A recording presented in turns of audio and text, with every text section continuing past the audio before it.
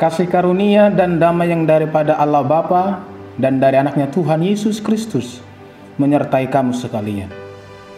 Amin. Horas salimanta, sangaho 5 menit manangihot Tuhani, yang terambil dari Yesaya 62 ayat 10.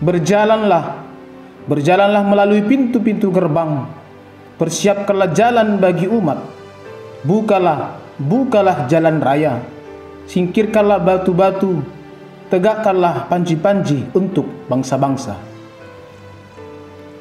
Dahulu di Israel, untuk masuk ke bait suci, umat harus melewati pintu-pintu gerbang yang ada. Jumlah keseluruhannya ada 12 pintu gerbang. Walau pintunya banyak dan dari arah yang berbeda-beda, namun semua pintu tujuannya menuju bait suci. Maksudnya adalah bahwa hidup ini juga harus tertuju pada bait suci, tempat di mana Tuhan berada, dan menjadikan Tuhan sebagai fokus dalam hidup kita. Namun oleh karena dosa dan kejahatan, jalan dan pintu menuju bait suci telah hancur dan runtuh. Kondisi pintu dan jalan yang sebelumnya telah hancur, runtuh dan telah lama ditinggalkan. Maka jelas sekali perlu seseorang yang membersihkannya, membukanya, yaitu untuk menyingkirkan batu-batu dan menegakkan panji-panji di kiri dan di kanannya.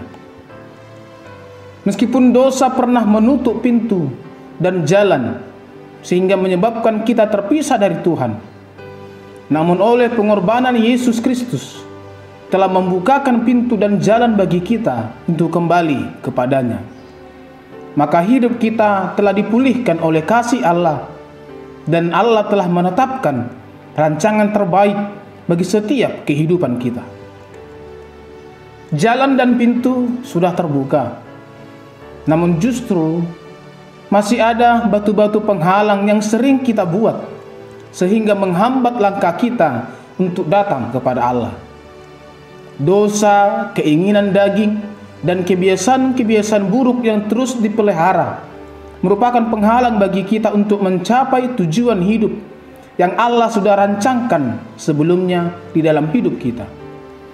Banyak orang menutup dan mengeraskan hati untuk diubah dan berubah, maka mereka tidak akan pernah bisa maju.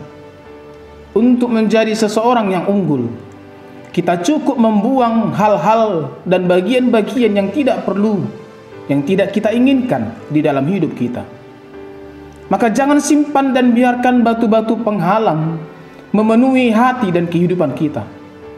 Apapun batu-batu penghalang yang masih ada pada hidup kita, singkirkanlah semua penghalang itu dan majulah melangkah. Jangan ada hambatan dan rintangan menuju jalan Tuhan. Jalan ke arah Dia harus bebas dari batu-batu penghalang. Pertanyaannya, apakah kita sudah dapat membuang hal-hal yang tidak penting dalam hidup kita? Itu semua tergantung pada sikap kita sendiri. Ingatlah akan firman Tuhan, roh memang penurut, tetapi daging lemah. Tuhan juga mau kita bersedia untuk Tuhan pakai menjadi pembuka jalan bagi orang lain. Maka bertindak sebagai pembuka jalan bagi orang lain yang belum diselamatkan, menegakkan panji-panji untuk orang lain.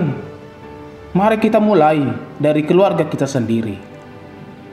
Dan tentunya kita dapat menjadi seorang pembuka jalan bagi orang lain, dimulai dengan bergerak untuk menceritakan kabar baik tentang Kristus yang adalah satu-satunya jalan keselamatan kepada setiap orang. Namun tetap kembali diingatkan, pembuka jalan adalah orang yang mau menyingkirkan batu-batu penghalang dalam dirinya. Apapun batu-batu penghalang yang masih ada pada kita, singkirkanlah semua itu, maka kita akan menjadi seorang pembuka jalan yang efektif bagi orang lain. Selamat berjalan di jalan Tuhan dengan menyingkirkan batu-batu penghalang dalam hidup kita. Amin. Kita berdoa.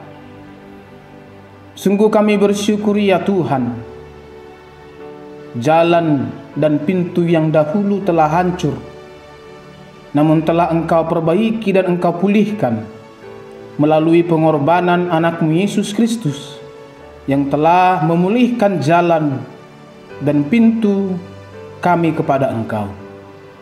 Kiranya kami juga mau dipulihkan dan diubahkan oleh kasih yang daripada-Mu, dengan menyingkirkan segala batu-batu penghalang di dalam kehidupan kami, agar kami mampu mengalahkan segala keinginan-keinginan daging, menanggalkan segala dosa dan kejahatan dalam hidup kami, sehingga kami mampu maju melangkah dan tetap fokus kepada jalan yang telah Engkau tetapkan di dalam kehidupan kami.